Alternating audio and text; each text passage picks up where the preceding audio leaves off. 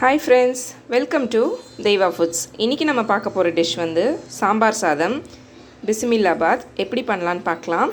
அதுக்கு தேவையான பொருட்கள் வந்து அரிசி வந்து 1 கப்பு, அதாவது இந்த கிளாஸில் நான் எடுத்திருக்கேன். 1 கிளாஸ் ஃபுல்லாக. அரை கிளாஸ் வந்து தோரம்பருப்பு. இதை வந்து நல்லா ஊற வச்சுக்கோங்க ஒரு 2 மணி நேரம். எண்ணெய் தேவையான அளவு. காய்கறின்னு பார்த்திங்கன்னா கொஞ்சம் கத்திரிக்காய், பீன்ஸு, கொத்தவரங்காய், மாங்காய், முள்ளங்கி, கேரட்டு, கொஞ்சம் முருங்கைக்காய் எடுத்திருக்கேன். இதில் வந்து பச்சை மிளகா 2 கீரி வச்சுருக்கேன். கருவேப்பிலை, பூண்டு, சின்ன வெங்காயம் பொடியாக நறுக்கியிருக்கேன். தக்காளி, அதே மாதிரி சாம்பார் பொடி ஒரு 1.5 ஸ்பூன், வீட்டில் குழம்பு மிளகாத்தூள் அரைப்போம் இல்லையா, அது 1 ஸ்பூன் எடுத்திருக்கேன். இப்போ எப்படி பண்ணலான்னு பார்க்கலாம். ஒரு குக்கரில் நம்ம அந்த ஊற வச்சு வச்சுருக்கோம் இல்லையா 2 மணி நேரம், அந்த அரிசியையும் பருப்பையும் ஒன்றா சேர்த்து 4 விசில் வச்சு எடுத்துக்கோங்க. தண்ணி வந்து நம்ம 1.5 கிளாஸ் அளவு எடுத்தோம் இல்லையா அரிசியும் பருப்பும். ஸோ 3.5 கிளாஸ் நான் ஊற்றுறேன். கொஞ்சம் கூட ஊற்றிக்கலாம், ஏன்னா நல்லா வெந்து தலதலான்னு இருக்கணும். இதில் வந்து ஒரு கட்டி பெருங்காயம் போட்டுக்கிறேன். இப்போ இதை மூடி வச்சு 3லேருந்து 4 விசில் எடுத்து வச்சுக்கலாம். கொஞ்சம் கொத்தமல்லி, கொஞ்சம் முந்திரி எடுத்துக்கலாம். மஞ்சத்தூளும் எண்ணெய் தாளிக்கிறதுக்கு எவ்வளவோ எடுத்துக்கோங்க, அவ்வளோதான். இப்போ வந்து இதெல்லாம் தாளித்து விட்டுடலாம். நம்ம தனியாக ஒரு வானலில், பெரிய வானலாக எடுத்து தாளித்து விட்டுருணும்.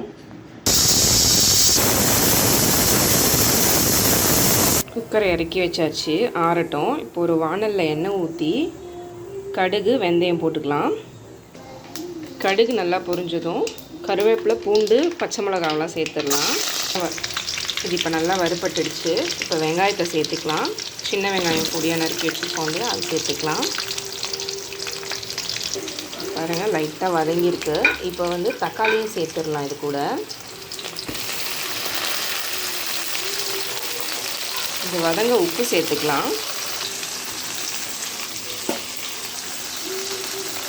இப்போ பாருங்கள், பாதி வெந்துருச்சு.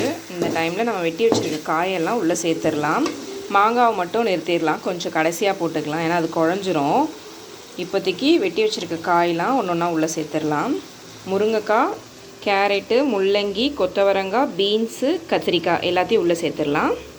காயெல்லாம் சேர்த்துட்டேன். இப்போ இது கூட 1.5 ஸ்பூன் சாம்பார் பொடி, 1 ஸ்பூன் மிளகாத்தூள் எடுத்து வச்சுருக்கோம் இல்லையா, அதையும் சேர்த்துக்கலாம். கொஞ்சம் மஞ்சத்தூள் சேர்த்துக்கோங்க.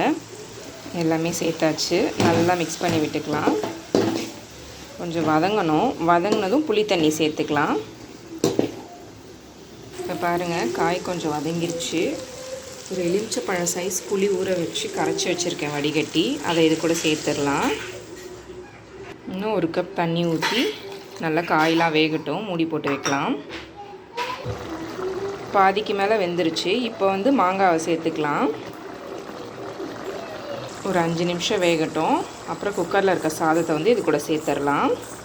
இப்போ பாருங்கள், நல்லா அந்த பருப்பும் சாதமும் நல்லா வெந்திருக்கு. குழஞ்சிருக்கணும், இந்த பதத்துக்கு எடுத்துக்கோங்க.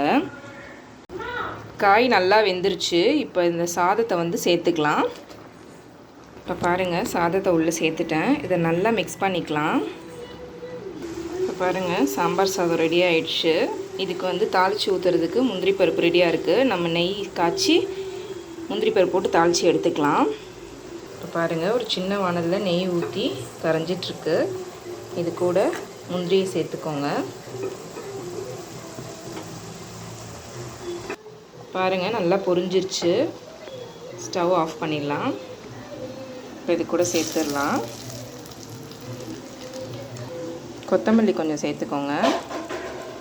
இதில் கொஞ்சம் இன்னும் வாசனைக்காக கஸ்தூரி மேத்தி காஞ்சது இருக்குது இல்லையா, அது கூட ஆட் பண்ணிக்கலாம். நல்ல வாசனையாக இருக்கும். அவ்வளோதான், சாம்பார் சாதம் ரெடி. அவ்வளோதான், சாம்பார் சாதம் சுட சுட ரெடியாக இருக்குது. நீங்களும் வீட்டில் ட்ரை பண்ணுங்கள்.